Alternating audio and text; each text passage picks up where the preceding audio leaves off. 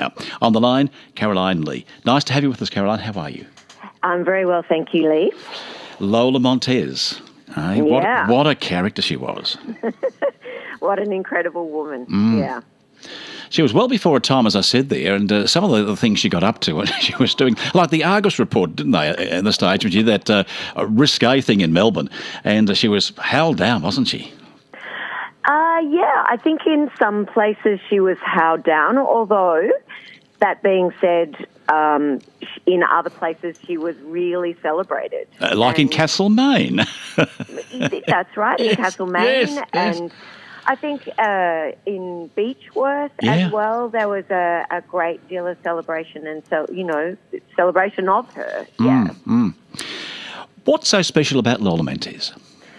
Well, she was a fiery, passionate, intelligent woman who was doing it on her own, and she was, she was earning a living using her skills, using her brain and her body and her voice, on the road, making a buck. And she excited people's imaginations really deeply, so that she's never been forgotten. She is remembered, and remembered quite strongly in certain parts of regional Victoria. And she really made a name for herself. I think not only because of what she did on stage, where she did various really unique and incredible performances, most notably, I suppose, her spider dance. Yes, of course, which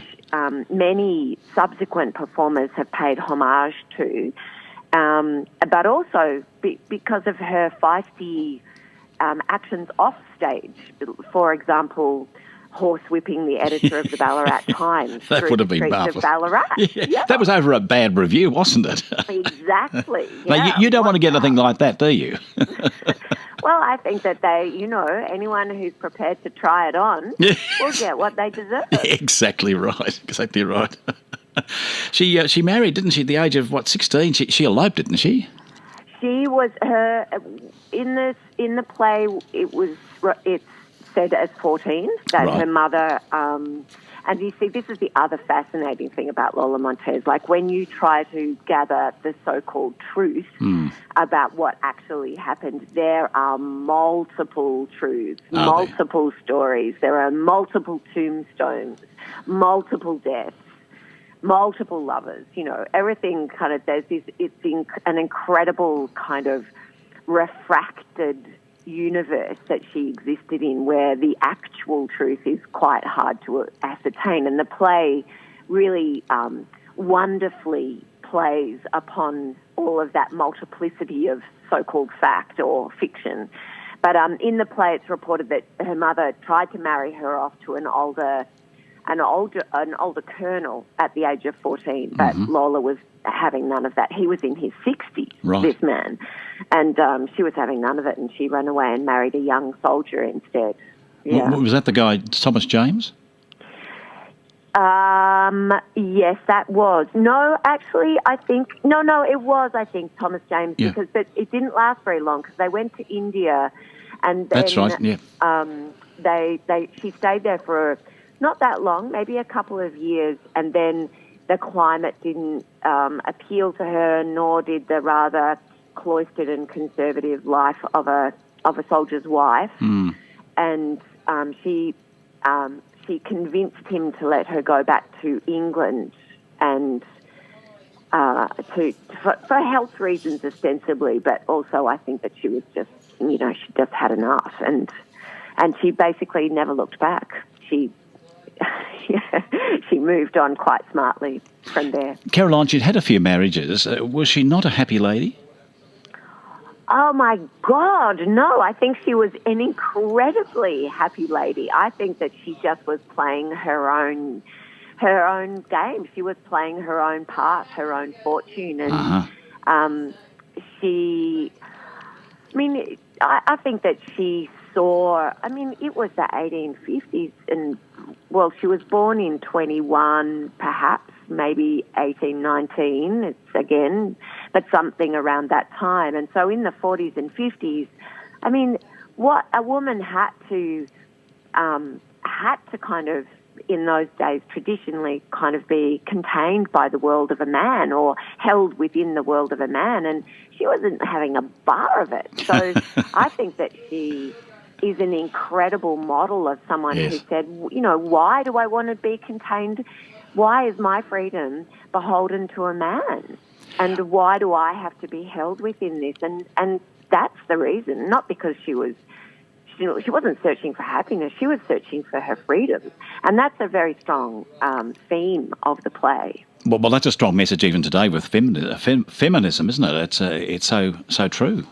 Absolutely. And it's been an interesting conversation because we've had many post-show, either there's a sort of a supper or a kind of almost just an informal gathering with the audience where Lola, where I and my co-performer Holly Durant meet with the audience. And a lot of times people just say, wow, I am really inspired by the energy and gusto and feistiness and fearlessness of this woman and her passionate desire to do things on her own terms.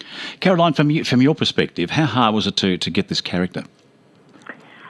Well, not that hard at all. She sat with me. The writer, Jackie Smith, wrote the first draft of the play probably in the middle of last year, and we tested out a few of the cameo stories, a few of the little stories in it, to smaller salon audiences, and people just loved her. They loved the storytelling. They loved the evocation of Victoria and Australia in the 1850s and that kind of all of the sort of images and places that she went to, the muddy gold fields and various different towns. And it was an age of the seance, it was an age of boat travel, it was an age of syphilis, and it was an age of, incredible larks.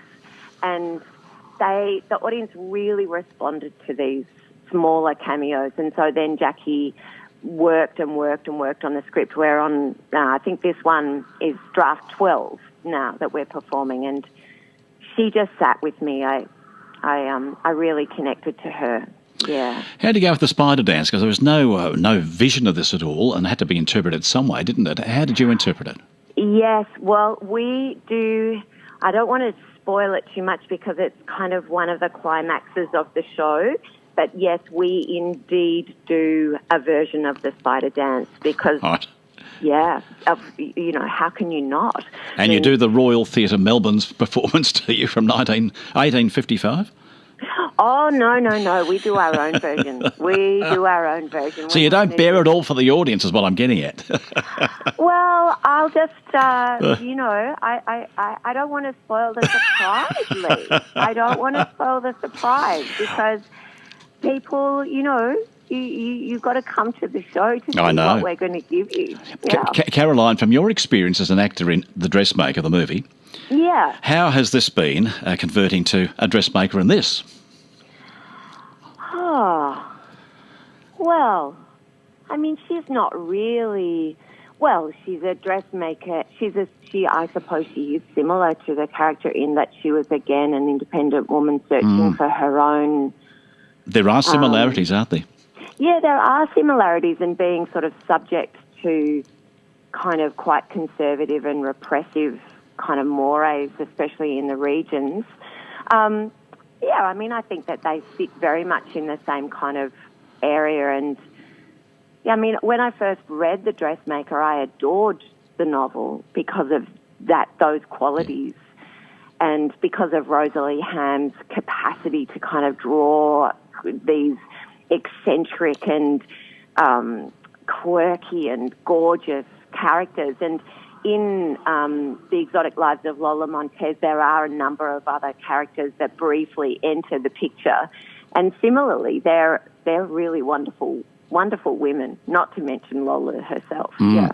Well, it was a wonderful movie too, The Dressmaker. You've done so many things. What, Dogs in Space, I see you had done. Winners and Losers, you've been on that. Halifax, Blue Heelers. The list is endless, isn't it? You've had a great career. You must be enjoying yourself. Yes, I have been very lucky, and I really...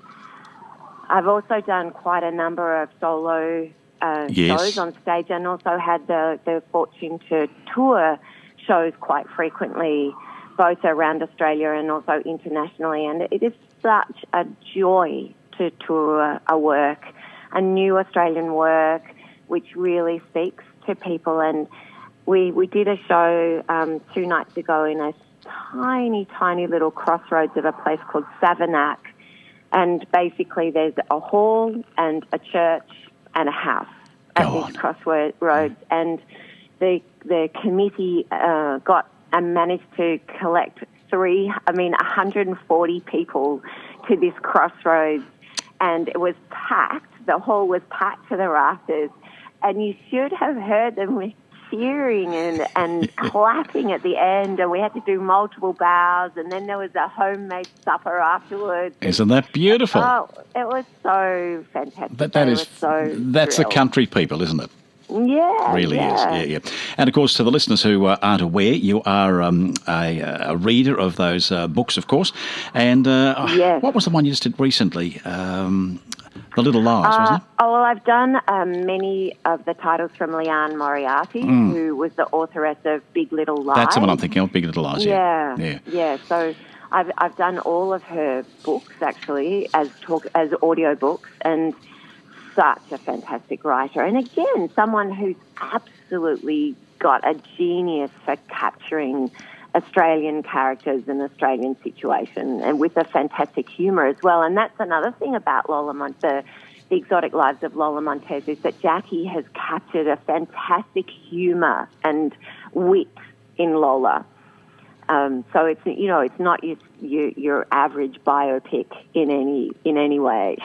Looking forward to having you down here at the Cardinia Cultural Centre. It's called The Exotic Lives of Lola Montez, starring my guest Caroline Leigh, and it's at the centre. It's the 25th of August, 7:30pm. Tickets are just $35, and afterwards, as we said earlier, Caroline, you can pop into the Lola's Lounge. Yeah, and even being asked to dress up for this one.